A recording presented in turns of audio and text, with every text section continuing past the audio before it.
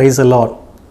ஆண்டவராகிய இயேசு கிறிஸ்துவின் விலையேறப்பட்ட நாமம் மகிமைப்படுவதாக. இந்த ஆறுதல் மாதம் நிகழ்ச்சியில் கர்த்தருடைய வார்த்தை கேட்க கவனித்திருக்கிற உங்கள் ஒவ்வொருவரையும் அன்போடு வாழ்த்துகிறேன், வரவேற்கிறேன். கர்த்தர் உங்களை ஆசீர்வதிப்பாராக. கர்த்தருடைய வசனம் எப்படியாய் சொல்லுகிறது? மனுஷன் அப்பத்தினால் மாத்திரமல்ல, கர்த்தருடைய வாயிலிருந்து புறப்படுகிற ஒவ்வொரு வார்த்தையினாலும் பிழைப்பான் என்று பார்க்கிறோம். கர்த்தர் நம்மை பலப்படுத்துகிறவர், பிழைக்க வைக்கிறவர், உயிர்ப்பிக்கிறவர். அந்த தேவன் நம்மளை ஆசீர்வதிப்பாராக. கர்த்தருடைய வார்த்தை தியானிக்கலாமா? கொலோசியருக்கு எழுதின நிருபம் 3ஆம் அதிகாரம் அதனுடைய 11ஆம் வசனம். Colossians chapter 3 verse 11. கொலோசியர் 3:11. அதிலே கிரேக்கன் என்றும் யூதன் என்றும் இல்லை, விருத்த சேதனம் உள்ளவன் என்றும் விருத்த சேதனம் இல்லாதவன் என்றும் இல்லை, புறஜாதியான் என்றும் புறதேசத்தான் என்றும் இல்லை, அடிமை என்றும் சுயாதீனம் என்றும் இல்லை, கிறிஸ்துவே எல்லோரிலும் எல்லாமாயிருக்கிறார். அந்த வசனத்தில் கவனித்தீங்கன்னா கடைசி வாக்கியத்தில் கிறிஸ்துவே எல்லோரிலும் எல்லாமாய் இருக்கிறார். அன்பின் பரலோக பிதாவே, இயேசுவின் நாமத்தில் ஜெபிக்கிறோம். நல்லவரும் நன்மை செய்கிறவருமாய் சுற்றித் திரிகிறவர், ஒவ்வொருவரையும் வார்த்தையினால் உயிர்ப்பித்து ஆசீர்வதிக்கிறவர், எங்கள் நிலைமை நன்றாய் அறிந்தவர், தேவைக்கு ஏதுவாய் வார்த்தைகளை தந்திகளை பலப்படுத்துகிறவர், சமயத்துக்கேற்ற வார்த்தைகளை தருகிறவர், வார்த்தையின் வெளிப்பாட்டை தருகிறவர், வார்த்தையின் மகத்துவத்தை வெளிப்படுத்துகிறவர், வார்த்தையினால் உண்டாகிற அற்புதத்தை வெளிப்படுத்துகிறவர். இது சொல்லாகும் கட்டளையிட நிற்கும் வார்த்தையினால் உண்டாகிற ஒவ்வொரு மகத்துவம் இப்பொழுது வார்த்தை கவனிக்கிற ஒவ்வொருவருக்கும் உண்டாவதாக இயேசுவின் நாமத்தில். குடும்பத்தில் தெய்வீக சமாதானம், ஆறுதல் பெருகட்டும், நிம்மதி பெருகட்டும். இந்த வார்த்தை கேட்டுக்கொண்டிருக்கும் போது ஒரு பெரிய உயிர்ப்பிப்பு, விடுதலை உண்டாவதாக இயேசுவின் நாமத்தில். கிறிஸ்துவை எல்லோரும் எல்லாமாய் இருக்கிறார். ஒருவரே மேலானவர், ஒருவரே பெரியவர், ஒருவரே சர்வ வல்லவர் என்பதை இன்றைக்கு நாங்கள் உணர்ந்து கொள்கிறோம். ஆண்டவரே, மகிமையான காரியத்தை செய்யும். எதிர்பார்ப்போடு, வாஞ்சியோடு, கண்ணீரோடு, ஏக்கத்தோடு இருக்கிற வாழ்க்கையில இதனால் வார்த்தை கேட்கும் போது ஒரு பெரிய விடுதலை இயேசுவின் நாமத்தில் உண்டாவதாக ஆசீர்வதிக்கிறேன். இயேசு கிறிஸ்துவின் நாமத்தில் ஜெபிக்கிறேன் எங்கள் நல்ல பிதாவே. Amen, amen. Praise the lord. கர்த்தர் உங்களை ஆசீர்வதிப்பாராக. மீண்டும் ஒரு விசை இயேசு கிறிஸ்துவின் நாமத்தில் உங்களை அன்போடு வாழ்த்துகிறேன், வரவேற்கிறேன். இந்த கொலோசியர் 3ஆம் அதிகாரம் 11ஆம் வசனத்தை இன்றைக்கு அதில் கடைசி ஒரு பகுதி இருக்கிறது. மிகவும் அருமையான ஒரு பகுதி. அந்த வசனத்தை மீண்டும் வாசிக்கிறேன். அதிலே கிரேக்கன் என்றும் யூதன் என்றும் இல்லை, விருத்த சேதனம் உள்ளவன் என்றும் விருத்த சேதனம் இல்லாதவன் என்றும் இல்லை, புறஜாதியான் என்றும் புறதேசத்தான் என்றும் இல்லை, அடிமை என்றும் சுயாதீனம் என்றும் இல்லை, கிறிஸ்துவே எல்லோரிலும் எல்லாமாய் இருக்கிறார். கிறிஸ்துவே எல்லோரிலும் எல்லாமாய் இருக்கிறார். இந்த நிருபத்தை யார் எழுதினா அப்படின்னா, கொலோசிய நிருபம் அப்போஸ்தலனாகிய பவுல் ரோம சிறைச்சாலையிலிருந்து இந்த நிருபத்தை எழுதுகிறார். சுவிசேஷ நிமித்தமாய் கட்டப்பட்டிருக்கிறார். தலைப்பிலே பார்க்க முடியும். அப்போஸ்தலனாகிய பவுல் கொலோசியருக்கு எழுதின நிருபம். யாருக்கு எழுதினா? 1ஆம் வசனத்தை பார்க்கிறோம். கொலோசியர் 1:1. தேவனுடைய சித்தத்தினாலே இயேசு கிறிஸ்துவின் அப்போஸ்தலனாகிய பவுல் சகோதரனாகிய தீமோத்தேயும். இது ஃப்ரம் ஒரு கடிதம் என்றால் ஃப்ரம் டு இருக்கும். அனுப்புனர், பெறுநர். அனுப்புனர் யாரு? பவுல். பெறுநர் யாரு? 2ஆம் வசனத்தை பார்க்கும். கொலோசிய பட்டத்தில் இருக்கிறவங்களுக்கும் லவோதிக்கேய சபைக்கும் இது எழுதுறாரு. இந்த பவுல் யார்? எனக்கு இந்த வசனம் ரொம்ப பிடிச்சது. 1ஆம் வசனத்தை தேவனுடைய சித்தத்தினாலே, இயேசுவின் சித்தத்தினால், தேவனுடைய சித்தத்தினால் தெரிந்து கொள்ளப்பட்ட ஒரு பாத்திரம். சில இடங்களில் இதே வார்த்தையை பயன்படுத்துவார். சில நிருபத்தில் எபேசியர் 1ஆம் அதிகாரம் 1ஆம் வசனம், தேவனுடைய சித்தத்தினால் இயேசு கிறிஸ்துவுடைய அப்போஸ்தலனாகிய பவுல் எபேசியரில் கிறிஸ்து இயேசுவுக்குள் விசுவாசிகளாய் இருக்கிற பரிசுத்தவான்களுக்கு எழுதுகிறதாவது. 2 கொரிந்தியர் 1ஆம் அதிகாரம் 1ஆம் வசனம், தேவனுடைய சித்தத்தினாலே இயேசு கிறிஸ்துவின் அப்போஸ்தலனாகிய பவுலும். பார்த்தீங்களா? 1 கொரிந்தியர் 1ஆம் அதிகாரம் 1ஆம் வசனம், தேவனுடைய சித்தத்தினாலே இயேசு கிறிஸ்துவின் அப்போஸ்தலனாகும்படி அழைக்கப்பட்டவனாகிய பவுலும். 2 தீமோத்தேயு 1ஆம் அதிகாரம் 1ஆம் வசனம், கிறிஸ்து இயேசுவினால் உண்டாகிற நித்திய ஜீவனை பற்றிய வாக்குதத்தின்படி தேவனுடைய சித்தத்தினாலே இயேசு கிறிஸ்துவின் அப்போஸ்தலனாய் இருக்கிற பவுல். தேவனுடைய சித்தத்தினாலே இந்த ஆசிரியர் யார் அப்படின்னா, பவுல் தேவனுடைய சித்தத்தினால் தெரிந்து கொள்ளப்பட்டவர். இன்னும் இந்த பவுலை குறித்து தெரியணும்னா ரோமர் 1:1 இயேசு கிறிஸ்துவின் ஊழியக்காரன், அப்போஸ்தலனாகும்படி அழைக்கப்பட்டவன், தேவனுடைய சுவிசேஷத்திற்காய் பிரித்தெடுக்கப்பட்டவன் ஆகிய பவுல். ஊழியக்காரன், அழைக்கப்பட்டவன், பிரித்தெடுக்கப்பட்டவன் தான் இந்த பவுல். இந்த பவுல் நிருபத்தை எழுதுறார். இவங்க தவறான கொள்கையில, அறிவு சார்ந்த கொள்கையெல்லாம் மாட்டி கிடக்கிறாங்க. இந்த கொலோசிய நிருபத்தில் மிக முக்கியமாய் கர்த்தத்துவத்தை குறித்து எழுதுகிறார். கிறிஸ்து யார், அவருடைய பண்பு என்ன, அவருடைய உன்னதத்துவம் என்ன என்பதை வெளிப்படுத்தி எழுதுகிறார். ஆண்டவர் நல்லவர், அவர் கிருபை என்றும் உள்ளது. இந்த கொலோசிய நிருபத்தினுடைய திறவுகோல் வசனம் என்றால் 1 கொரிந்தியர் 1:18 கொலோசியர் 1:18 மன்னிக்கவும், திறவுகோல் வசனம், கீவர்ஸ். அவரே சபையாகிய சரீரத்துக்கு தலையானவர், எல்லாவற்றிலும் முதல்வராக இருக்கும்படி அவரை ஆதியும் மறுத்துறந்து எழுந்த முதற்பேருமானவர். திறவுகோல் வார்த்தை இந்த கொலோசிய நிருபத்திற்கு முதன்மை மேலான, குறிப்பாக இயேசு கிறிஸ்துவை முக்கியப்படுத்தி எழுதுகிறார். நாம் வசனத்தை வாசித்தோம். இன்றைக்குரிய வார்த்தை, நாம் அந்த வசனத்தை பார்க்கிறோம். எல்லோரிலும் எல்லாமா இருக்கிறார். கிறிஸ்துவே எல்லோரிலும் எல்லாமா இருக்கிறார். கிறிஸ்து தான் உயர்ந்தவர், அவர் பெரியவர், அவருடைய நாமம் பெரியது, எல்லா நாமத்திற்கும் மேலான நாமத்தை அவருக்கு தந்தளினார் என்று பார்க்கிறோம். இந்த கொலோசி நிருபத்தை 2 பகுதியாக பிரிக்கலாம். முதல் 2 அதிகாரம் தத்துவ விளக்கங்களும், அடுத்த 2 அதிகாரம் தனித்த விளக்கங்களும். தத்துவ விளக்கத்தில் கர்த்தத்துவத்தை குறித்து எழுதுகிறார். அதே போல தான் எபேசியருக்கும் இந்த கொலோசியருக்கும் நல்ல ஒத்துமை உண்டு. 2 பேரும் சகோதரர்கள் போல, 2ம் சிறைச்சாலை நிருபம். 2 இடத்துலயும் சித்தத்தை குறித்து எழுதுகிறார். 2 சபையில் எனக்கு ஜெபிங்கள் எழுதுறாரு. 2 சபையிலையும் கிறிஸ்து தலைமை எழுதுகிறார். 2 சபையிலையும் முதல் அந்த கொலோசியில முதல் 2 அதிகாரம் கர்த்தத்துவம், எபேசியில முதல் 3 அதிகாரம் கர்த்தத்துவத்தை குறித்து எழுதுகிறார். இப்படி பல ஒப்பீடு இருக்குது. அங்கே 2ஆம் அதிகாரம் 14-15, இங்கே 2ஆம் அதிகாரம் 14-15 நியாயப்பிரமாணத்தின் நிறைவேறுதலை குறித்து எழுதப்பட்டிருக்கிறது. அங்கே கிறிஸ்தவ தன்மை குறித்து எழுதுகிறார். இந்த கொலோசிய நிருபத்தை நீங்க எப்படி பார்க்கலாம் அப்படின்னா, முதல் அதிகாரத்தில் அறிமுகம், இன்ட்ரோடக்ஷன், வாழ்த்து, ஜபம், பாராட்டு. அடுத்ததுல இருந்து 1 அதிகாரம் 15 வசனத்தில் பார்க்க முடியும் உயர்த்தப்பட்ட கிறிஸ்து. இந்த அதிகாரத்தை எப்படி பார்க்கலாம்னா, உயர்த்தப்பட்ட கிறிஸ்து அப்படின்னா கிறிஸ்துவின் உன்னதத்துவம், கிறிஸ்துவின் உன்னதத்துவம், மோஸ்ட் ஹை காட். 2ஆம் அதிகாரம் 1-23 வசனம் வரைக்கும் 2ஆம் அதிகாரம் உயர்த்தப்பட்ட கிறிஸ்தவம், கிறிஸ்தவத்தை குறித்து எழுதுறார். காரணம், இந்த கொலோசிய சபையில புறஜாதிகள் இருந்தாங்க, புறஜாதி அல்லாதவர்கள் இருந்தார்கள், யூதர்கள். சபையில பொதுவா மேக்சிமம் அதிகமா புறஜாதிகள் தான் இருந்தாங்க. அப்ப யூதர்கள் சில காரியத்தை குழப்பும் போது அவங்க சொல்றாங்க, கிறிஸ்தவத்தை குறித்து எம்பசைஸ் பண்ணி ஃபோக்கஸ் பண்ணி எழுதுறாரு. கிறிஸ்தவத்தின் உயர்த்தப்பட்ட கிறிஸ்தவம், கிறிஸ்தவத்தின் உன்னதத்துவத்தை குறித்து 2ஆம் அதிகாரத்தில் எழுதுறாரு. இந்த 3ஆம் அதிகாரம் உயர்த்தப்பட்ட அழைப்பு, அதாவது கிறிஸ்தவ அழைப்பின் உன்னதத்துவத்தை குறித்து எழுதுகிறார். 4ஆம் அதிகாரம் தனிப்பட்ட வாழ்த்து. இத குறிப்பா 3 பகுதி: உயர்த்தப்பட்ட கிறிஸ்து, உயர்த்தப்பட்ட கிறிஸ்தவம், உயர்த்தப்பட்ட கிறிஸ்துவின் அழைப்பு, கிறிஸ்துவின் உன்னதத்துவம், கிறிஸ்தவத்தின் உன்னதத்துவம், கிறிஸ்தவ அழைப்பின் உன்னதத்துவம். இதுல இன்னைக்கு கிறிஸ்துவின் உன்னதத்துவம் என்கிறதை கற்றுக்கொள்ள போகிறோம். உன்னதமான கிறிஸ்து, என் இயேசு கிறிஸ்து யார்? இயேசு கிறிஸ்துவை குறித்து உங்களிடத்தில் சொல்ல போகிறேன். கொலோசி நிருபத்தில் அந்த கொலோசி பட்டத்தில் இருக்கிற சபைக்கு அப்போஸ்தலனாகிய பவுல் ஆவி நிறைந்து பரிசுத்தாவின் கொடுக்கப்பட்டிருக்கிற அந்த வெளிப்பாட்டின்படி கிறிஸ்து யார் என்பதை வெளிப்படுத்தி எழுதுகிறார். கிறிஸ்து யார்? அவர் எல்லோரிலும் எல்லாமா இருக்கிறார். அவரே பெரியவர், அவர் சர்வ வல்லவர், ஆண்டவர் நல்லவர், அவர் கிருபை என்றும் உள்ளது. குறிப்பாய் அப்போஸ்தலனாகிய பவுல் எழுதின நிருபங்களிலே கிறிஸ்துவை மையப்படுத்தி, கிறிஸ்துவை முக்கியத்துவப்படுத்தி எழுதியிருப்பார். பொதுவாக எல்லா நிருபத்திலையுமே, குறிப்பாய் இந்த எபேசிய நிருபத்தில் பார்த்தீங்கன்னா கிறிஸ்துவை குறித்து எழுதுகிறார். கிறிஸ்து யார்? அவர் எப்படிப்பட்டவர்? கிறிஸ்துவுக்குள், இயேசு கிறிஸ்துவுக்குள், கர்த்தருக்குள், எப்படி கிறிஸ்துவுக்கு என்று நிறைய வார்த்தை எழுதப்பட்டிருக்கிறது. கிறிஸ்து யார்?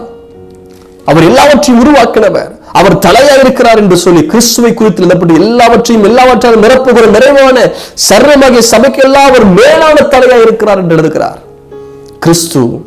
கிறிஸ்து ஆண்டவர் நல்லவர். இந்த கிறிஸ்தியசுக்குள்ள இப்பொழுது நீங்க ரத்தத்தினால சவியமா இருக்கிறீங்க. இப்படி கிறிஸ்துவை குறித்து எழுதுகிறார். பகையை சிலுவையில கொன்று அதனால் இருதயத்தாரையும் ஒரே சரீரமாக ஒப்புரவாக்கினார். இந்த கிறிஸ்துவத்தை குறித்து எழுதுகிறார். அதே போல பிலிப்பின் நிருபத்துல பாத்தீங்கன்னா பிலிப்பு பட்டத்துக்கு எழுதும் போது அந்த கிறிஸ்துவ தன்மை குறித்து கிறிஸ்துவின் உடலத்துவத்தை குறித்து 2ஆம் அதிகாரத்தில் பார்க்க முடியும். பிலிப்பியர் 2ஆம் அதிகாரத்தில் 5ஆம் வசனத்தில் கிறிஸ்து இயேசுவின் சிந்தை உங்கள் இருக்க கிடவது அவர் தேவனுடைய ரூபமாயிருந்தும் தேவனுக்கு சமமா இருப்பதை கொள்ளையாடின பொருளாக எண்ணாமல் தம்மை தாமே வெறுமையாக்கி அடிமையின் ரூபம் எடுத்து மனுஷ சாயலானால் அவர் மனுஷரூபமாய் காணப்பட்டு மரணபரியந்தம், அதாவது சிறுவையின் மரணபரியந்தம் கீழ்ப்படிந்தவராகி தம்மை தாமே தாழ்த்தினார். அதனால் தேவன் எல்லாவற்றுக்கும் மேலாக அவரை உயர்த்தி, பாருங்க, எல்லாவற்றுக்கும் மேலாக அவரை உயர்த்தினார். தம் தேவகுமார் என்பதை அவர் விட்டு மனுஷகுமாரன் தம்மை தாமே வெறுமையாக்கி அடிமையின் ரூபம் எடுத்து வந்தார். தம்மையை வெறுமையாக்கினார். தேவனுக்கு சம இருப்பதை கொள்ளையாடின பொருளா எண்ணாமல் தம்மை தாமே வெறுமையாக்கி அடிமையின் ரூபம் எடுத்தார். அதனால தான் தேவன் எல்லாவற்றுக்கும் மேலாக அவரை உயர்த்தினார். இயேசு கிறிஸ்து உயர்ந்தவர், எல்லாவற்றுக்கும் மேலாக உயர்ந்தவர், எல்லா நாமத்திலும் மேலான நாமமுடையவர். அடுத்து பார்க்கிறோம், இயேசுவின் நாமத்தில் வானோர் பூதலத்தார் பூமியின் கீழானுடைய முழங்கள் யாவும் உடன்படிக்கு பிதாவாகிய தேவனுக்கு மகிமை கிறிஸ்து இயேசு கர்த்தர் என்று எல்லா நாமங்களும் அறிக்கை பண்ணும்படிக்கு எல்லா நாமத்துக்கும் மேல நாமத்தை அவனுக்கு தந்தள்ளினார். எல்லா நாமத்துக்கும் மேல நாமத்தை தந்தள்ளினார். இயேசு கிறிஸ்துவின் நாமத்தில் ஜெயம் இருக்கிறது. இயேசு கிறிஸ்துவின் நாமத்தில் பரிசுத்தம் இருக்கிறது. இயேசு கிறிஸ்துவின் நாமத்தில் விடுதலை இருக்கிறது. இயேசுவின் நாமத்தில் சுகம் இருக்கிறது. இயேசுவின் நாமத்தில் அற்புதம் இருக்கிறது. அவருடைய நாமத்தில் ஜீவன் இருக்கிறது. காரணம், அவருடைய நாமம் மாத்திரம் உயர்ந்த நாமம். Jesus Christ's name is all above name, most high name. There is a power in his name. There is anointing in his name. There is salvation in his name. There is healing in his name. There is power in his name. அற்புதம், வல்லமை, கிரியை எல்லாம் அவருடைய நாமத்தில் இருக்குது. காரணம், அவருடைய நாமம் எல்லாவற்றுக்கும் மேலான ஒரு நாமம். ஒருவேளை உங்களுக்குள்ள வியாதிக்கு ஒரு நாமத்துக்கு பெயரிட்டிருக்கலாம், வைத்திருக்கிற வியாதி பலவீனத்துக்கு ஒரு பெயரிட்டிருக்கலாம். ஆனால் ஒன்று சொல்ல முடியும், அந்த நாமத்தை காற்று மேலான ஒரு நாமம் இரட்சகராக இயேசு கிறிஸ்துவின் நாமம். வசனமாக இயேசுவின் நாமத்தில் எழுதி நடந்து சொல்ல போது அன்றைக்கு அவனுக்கு ஒரு அற்புதம் நடந்தது. இயேசுவின் நாமத்தில் இன்றைக்கு பேசும்போது சுகம் உண்டாகிறது. காரணம், எல்லாவற்றுக்கும் மேலாக அவருடைய நாமத்தை உயர்த்தப்பட்டிருக்கிறது. ஹல்லேலூயா. உன்னதமான கிறிஸ்து, உன்னதமானுடைய மறைவில் இருக்கிறவன், உன்னதமானவன். நீ உன்னதமானுடைய சட்டைக்குள் வந்தாய். கர்த்தர் நல்லவர். கிறிஸ்துவை குறித்து கற்றுக்கொள்ள போகிறோம். சில பிரச்சனைக்கு பெயர் இருக்கலாம். எல்லா பெரிய பெரிய அதிகாரிகள், அரசியல்வாதிகள், தலைவர்களுக்கு ஒவ்வொருக்கும் நாமம் இருக்குது, போஸ்டிங். அந்த நாமத்தை காட்டிலும் மேலான ஒரு நாமம் உண்டானால் அது இரட்சகராகிய இயேசு கிறிஸ்து மட்டுமே. இயேசு கிறிஸ்துவின் நாமம் மேலான நாமம், உன்னத நாமம், உயர்ந்த நாமம். ஒரு அருமையான பாட்டு இருக்குல்ல, வானிலும் பூமியிலும் மேலான நாமம், வல்லமை உள்ள நாமமது. வானிலும் பூமியிலும் மேலான நாமம், வல்லமை உள்ள நாமமது. தூய சொல்லி துதித்திடும் நாமமது, தூய சொல்லி துதித்திடும் நாமமது. இயேசு என்ற திருநாமத்திற்கு, பாத்தீங்களா, அவர் நாமமே உயர்ந்தது. அவர் உன்னதமான தேவன், சர்வ வல்லமை தேவன். இது கர்த்தரை குறித்து அறிந்து கொள்ள போறீங்க. அவரை அறிகிற அறிவினாலே வளருங்கள் சொல்றார். அது கொலோசியர் 1ஆம் அதிகாரம் 9ஆம் வசனம். இது நிமித்தம் நாங்கள் அதை கேட்ட நாள் முதல் உங்களுக்காக இடைவிடாமல் ஜெபம் பண்ணுகிறோம். நாங்கள் எல்லா ஞானத்தோடும் ஆவிக்குரிய விவேகத்தோடும் அவருடைய சித்தத்தை அறிகிற அறிவினாலே நிரப்பப்படவும். 10ஆம் வசனம், சகலவித நற்கிரியைகளுமாகிய கனிகளை தந்து தேவனை அறிகிற அறிவில் விருத்தி அடைந்து. பாருங்க, தேவனை அறிகிற அறிவில் விருத்தி அடையணும். எபேசியர்ல கிறிஸ்துவுக்குள், கர்த்தருக்குள், ஆண்டவருக்குள், இயேசுவுக்குள், கிறிஸ்துவுக்குள்ங்கிற வார்த்தை நிறைய இருக்கும். ஆனால் இங்கே தனித்தத்துவம் என்ன தெரியுமா? கொலோசியர்ல அவர் நமக்குள், கொலோசியர் 1ஆம் அதிகாரம் 27 வசனத்துல பார்க்கிறோம். தேவன் தம்முடைய பரிசுத்தவான்களுக்கு தெரியப்படுத்த சித்தமானார், கிறிஸ்துவானவர் மகிமையின் நம்பிக்கையாக உங்களுக்குள் இருப்பதே அந்த ரகசியம் நமக்குள்ள இருக்கிறார். 29ஆம் வசனம், அதற்காக நான் எனக்குள்ள வல்லமையை கிரியை நடப்பிக்கிற எனக்குள்ளே அந்த தேவன். இந்த கொலோசியர்ல பல காரியத்தை அப்போஸ்தலனாகிய பவுல் அந்த கர்த்தத்துவத்தை குறித்து எழுதுகிறார். என்னெல்லாம் சொல்லி பார்க்க போறோம். உன்னதமான கிறிஸ்து 1ஆம் அதிகாரம் 15ஆம் வசனம், அவர் அதுக்கு முந்தின வசனம் கூட கவனிச்சீங்கன்னா, குமாரனாகி அவருக்குள் இரத்தத்தினாலே பாவமன்னிப்பாக மீட்பு நமக்கு உண்டாயிருக்கிறது. குமாரனாகி அவருக்குள் பாவ மன்னிப்பாகிய மீட்பு வைத்திருக்கிறவர். இயேசு ஒருவரை நம்முடைய பாவத்தை மன்னிக்கிறவர், நம்முடைய பாவத்தை சுமந்தவர், அக்கிரமத்தை சுமந்தவர், சிலுவையை சுமந்தவர், பாவ மன்னிப்பை தருகிறவர். அவருக்குள் தான் இருக்குது. உன் பாவங்கள் மன்னிக்கப்பட்டது என்று சொன்னார். தாங்கள் செய்வதென்று அறியாதிருக்கிற எங்கள் பாவத்தை மன்னியும் என்று சொன்னார். பாவ மன்னிப்புக்காக ரத்தம் சிந்தினார். ரத்தம் சிந்தல் இல்லாமல் பாவ மன்னிப்பு இல்லை. எதற்காக ரத்தம் சிந்தினார்? அவர் தான் இயேசு கிறிஸ்து குமாரனுக்குள், அதாவது அவருக்குள், கிறிஸ்து இயேசுவுக்குள் மீட்பு உண்டாயிருக்கிறது. 2வது 15ஆம் வசனம், அவர் அதரிசனமான தேவனுடைய தற்சுரூபம். தேவனுடைய தற்சுரூபம், அதரிசனமான தேவனுடைய தற்சுரூபம்.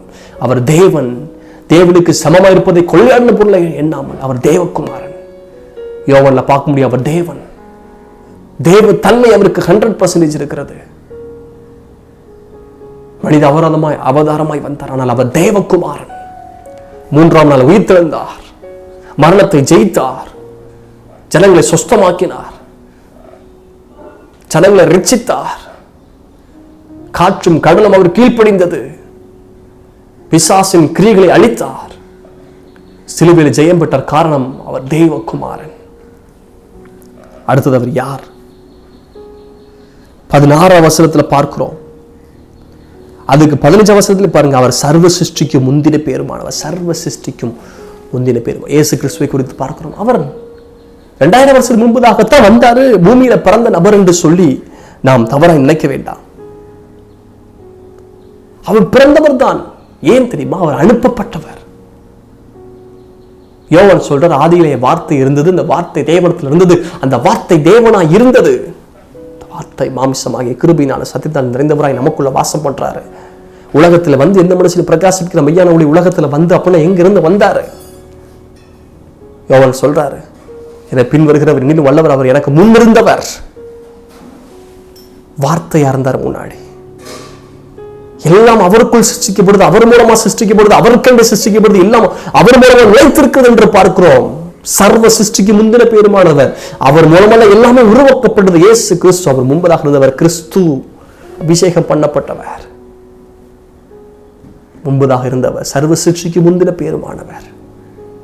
ஜனத்தை மீட்பதற்காகத்தான் அடிமையின் ரூபம் எடுத்து இந்த பூமியில வந்து பிறந்தார்.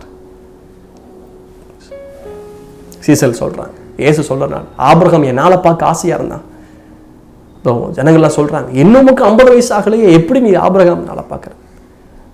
எப்படி ஆபிரகாம் நாளை பார்க்க ஆசையா இருந்தார்? அப்போ ஆண்டவர் சொல்றார், இயேசு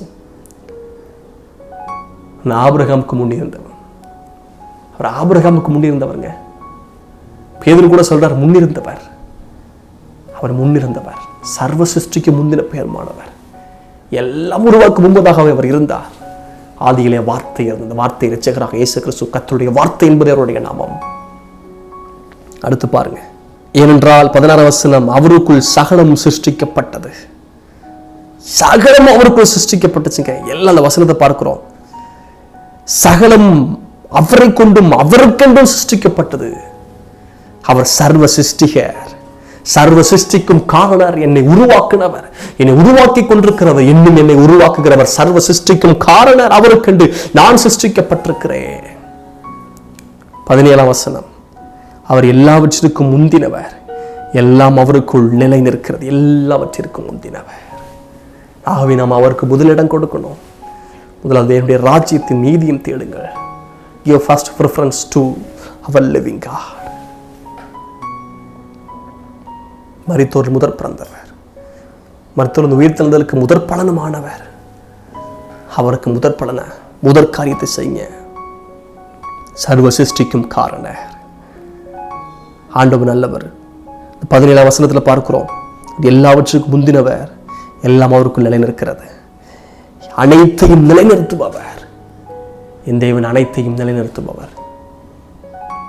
அவருடைய உன்னதத்துவத்தை பார்த்தீங்களா? அவ்வளவு உயர்ந்த தேவன் தன்னையே தாழ்த்தினார்.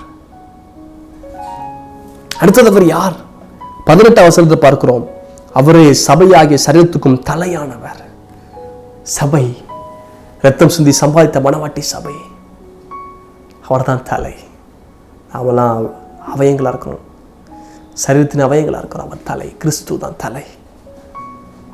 அவர் தான் ஹெட், அவர் தான் முதலாவது தலையா இருக்கிறார் சபைக்கு. அடுத்தது 19ஆம் வசனம் 20ஆம் வசனத்துல, சகல பரிபூரணமும் அவருக்குள் வாசமாயிருக்கிறது. அவர் சிலுவையிலே சிந்தின இரத்தத்தினாலே சமாதானத்தை உண்டாக்கி பூலோகத்தில் உள்ளவைகள் பரலோகத்தில் உள்ளவைகள் யாவையும் அவர் மூலமாக தமக்கு ஒப்புரவாக்கி கொள்ளவும் அவருக்கு பிரியமாயிற்று. இதில் என்ன கற்றுக்கொள்கிறோம் அப்படின்னா, பிதாவை பிரியப்படுத்தின ஒரே ஒருவர், பிதாவை பிரியப்படுத்தினவர், நம்முடைய தேவனை பிரியப்படுத்தினவர் அவர் ஒருவர் மட்டுமே. அடுத்தது என்ன பார்க்கிறோம்? 21ஆம் வசனம் 22ஆம் வசனம், முன்னே அந்நீராகவும் துர்க்கிரியினால் மனதிலே சத்துருக்களாகவும் இருந்த உங்களையும் பரிசுத்தராகவும் குற்றமற்றவர்களாகவும் கண்டிக்கப்பட்டவர்களாகவும் தமக்கு முன்னிறுத்தும்படியாக அவருடைய மாம்ச சரீரத்தில் அடைந்த மரணத்தினாலே இப்பொழுது ஒப்புரவாக்கினார். நீங்கள் கேட்ட சுவிசேஷங்களால் உண்டாகும் நம்பிக்கை விட்டு அசையாமல் ஸ்திரமாய் உறுதியாய் விசுவாச நிலைத்திருப்பினானால் அப்படி ஆகும். அவர் யார் தெரியுமா? மரணத்தால் நம்மை பிதாவுடன் ஒப்புரவாக்கினவர், மரணத்தினால் பிதாவோடு கூட ஒப்புரவாக்கினவர். அதான் நாம் எபேசியரில் பார்க்கிறோம், வகையாய் நின்ற அந்த நடுசுவரை தகர்த்து போட்டார் சிலுவையில். ஒப்புரவாக ஊழியத்தை சிலுவையில் செஞ்சவர். புறஜாதியில் என்றால் அவரோடு கூட கிறிஸ்துவின் இரத்தத்தினால் மரணத்தினால் அவரோடு கூட இணைப்பு உண்டாகிறது. 1ஆம் அதிகாரம் 27ஆம் வசனம், கிறிஸ்துவானவர் மகிமையின் நம்பிக்கையினாலே உங்களுக்குள்ளே இருக்கிறார். ஒரு மகிமையின் நம்பிக்கையாக நமக்குள்ளே இருப்பவர். உலகத்தில் உள்ளவர் பார்க்கும் எனக்குள் இருக்கிறவர் அவர் பெரியவர். எனக்குள்ள அவர் இருக்கிறாருங்க. எனக்குள்ள வரணும் என்ன பண்ணணும் தெரியுமா? அவர் நமக்குள்ளே வந்து வாசம் பண்றவர், பரிசுத்தம் இருக்கிற வாசம் பண்ணுவார். நாமே தேவன் நம்முடைய சரீரம் தேவனுடைய ஆலயமா இருக்கு. நம்முடைய உள்ளம் தேவனுடைய ஆலயம். தேவன் பரிசுத்தாவின் தங்கும் வாசஸ்தலம். நமக்குள்ளே மகிமை நம்பிக்கையை வந்து வாசம் பண்றார். நாம் கிருபையினாலும் சத்தியத்தினாலும் நிறைந்தவராக நமக்குள்ளே வாசம் பண்றார். அவருடைய மகிமையை கண்டோம் என்று பார்க்கிறோம். எனக்குள்ளே வாசம் பண்ணுகிறவர். அப்புறம் அவர் யார்? 2ஆம் அதிகாரத்தில் 2ஆம் வசனம் 3ஆம் வசனம், அவருடைய இருதயங்கள் தேற்றப்பட்டு அவர்கள் அன்பினால் இழுக்கப்பட்டு பிதாவாகிய தேவனுக்கும் கிறிஸ்துவுக்கும் உரிய ரகசியத்தை அறிந்து கொள்ளவும் உணர்வின் பூரண நிச்சயத்தினுடைய எல்லா ஐஸ்வரியத்திற்கும் உரியவர்களாக இருக்க வேண்டும் என்று இப்படி விரும்புகிறேன். அவருக்குள் ஞானம் அறிவு என்பவைகளாகிய பொக்கிஷங்கள் எல்லாம் இருக்கிறது. ஞானம் அறிவு ஆகியவற்றின் பொக்கிஷம் உடையவர் தான் நம்முடைய இரட்சகராகிய இயேசு கிறிஸ்து. எல்லாம் ஞானம் அறிவு இருக்கிறது. ஒரு ஞானத்தில் குறைவுள்ளவனாக இருந்தால் எல்லாவற்றையும் சம்பூர்ணமாய் கொடுக்கத்தில் கேட்டு பெற்றுக்கொள்ளுங்கள். பரத்திலிருந்து வந்து வருகிற ஞானம் முதலாவது சுத்தம் உள்ளது. நம்முடைய ஆண்டவர் ஞானத்தின் ஊற்று, ஞானத்தை தருகிறவர். 12ஆம் வசனம் 13ஆம் வசனத்தில் பார்க்கிறோம். 2ஆம் அதிகாரம் 12-13 பார்க்கிறோம். இதில் நாம் கற்றுக்கொள்கிற காரியம் என்ன தெரியுமா? நம்மை உயிரோடு எழுப்பினவர். ஹல்லேலூயா! நம்மை உயிரோடு எழுப்பினவர், நம்மை எழுப்புபவர். 16ஆம் வசனத்தில் 23ஆம் வசனம் வரைக்கும் அந்த பகுதியை வாசிங்கன்னா, அவர் நிழலுக்கு அவர் பொருளானவராக இருக்கிறார்.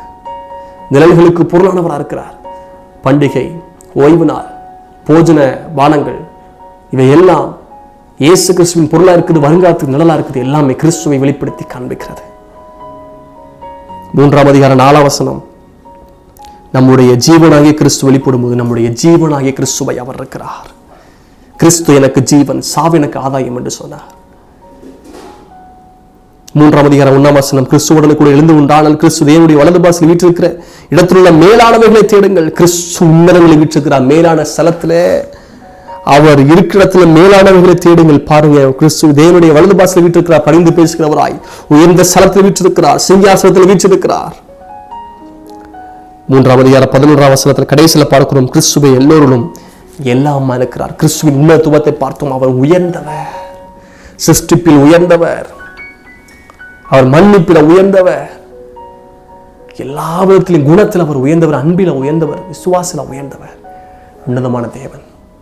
பண்புகள், மிக முக்கியமான 3 பண்புகள் உண்டு இயேசுவுக்கு. ஓம்னிபோட்டன், ஓம்னிபிரசன்ட் அண்ட் ஓம்னிசியன். சர்வ ஞானி, சர்வ வியாபி, சர்வ வல்லவர். அவர் சர்வ வல்லமை நிறைந்தவர், எங்கும் நிறைந்திருக்கிறவர், சர்வ ஞானம் நிறைந்தவர். அவ்வளவு உயர்ந்த தேவனை ஆராதிக்கிறோம். அவருக்கு முன்பதாக பணிந்து வணங்கி 24 மூப்பர்கள் சாஷ்டாங்க முன்பதாக கிரீடத்தை கழற்றி வைத்து பண்ணிக்கிறாங்க. அவ்வளவு உயர்ந்த தேவன், உயரம் உன்னதமான சிங்காசனத்தில் வாசம் பண்ணுகிறவர், நித்திய வாசியும் பரிசுத்தரும் நாமமுடையவர், ஒருவரும் கண்டிராதும் காணப்படமா இருக்கிறவர் தேவன், நம்முடைய தேவன். உன்னதமான தேவனை சேவிப்பதற்கு எவ்வளவு நல்ல பாக்கியம் கொடுத்துக்கிறார். அந்த உன்னதமான தேவன் எனக்குள்ள வந்து வாசம் பண்ண வாஞ்சிக்கிறீங்களா? அந்த உன்னதமான தேவனை சேவிக்க, அந்த உன்னதமான தேவனுக்கு பணிகளை செய்ய, அந்த உன்னதமான தேவனை ஆராதிக்க இனி உங்களை அர்ப்பணியுங்கள். அந்த தேவன் உங்களை ஆசீர்வதிப்பாராக. ஜெபிக்கலாமா? பரலோக பிதாவே, இயேசுவின் நாமத்தில் ஜெபிக்கிறேன். இந்த நேரத்திற்காக நன்றி. நீர் உன்னதமான தேவன், most powerful god, most high god, Elohim. நீ சிருஷ்டிப்பில் உயர்ந்தவர், அதிரிசனமான தேவனுடைய தரிசுரூபம், சர்வ சிருஷ்டிக்கும் காரணர், அனைத்தையும் நிலைநிறுத்துபவர், சபைக்கு தலையாக இருக்கிறவர், பிதாவை பிரியப்படுத்துகிறவர் நீர் ஒருவர் மட்டுமே. ஆண்டவர் மரணத்தினால் பிதாவோடு கூட நம் எங்களெல்லாம் ஒப்புரவாக்கினவர், மகிமையின் நம்பிக்கை எங்களுக்குள்ளே வாசம் பண்ணுகிறவர், ஞான அறிவு ஆகியவற்றின் பொக்கிஷக்காரனாக இருக்கிறவர். ஆண்டவரை உம்மை உயிரோடு எழுப்பினவர், நெல்லுக்கெல்லாம் பொருளாக இருக்கிறவர், எங்களுடைய ஜீவனாக இருக்கிறவர், உன்னதங்களை வீற்றிருக்கிறவர், வலது பாசத்தில் வீற்றிருக்கிறவர், எல்லோரும் எல்லாமே இருக்கிறவர், பாவ மன்னிப்பை எங்களுக்காக வைத்திருக்கிறவர். அப்பா, ஒருவரே பெரியவர். உம்மை உயர்த்துகிறோம், எங்களை தாழ்த்துகிறோம். ஆசீர்வதியும். இன்னும் தொடர்ந்து உன்னதமான தேவனை உயர்த்த உன்னதமானுடைய மறைவில் கூற கிருபை தாரும். இயேசுவின் நாமத்தில் ஜெபிக்கிறேன் பிதாவே. Amen, amen. God bless you. God be with you.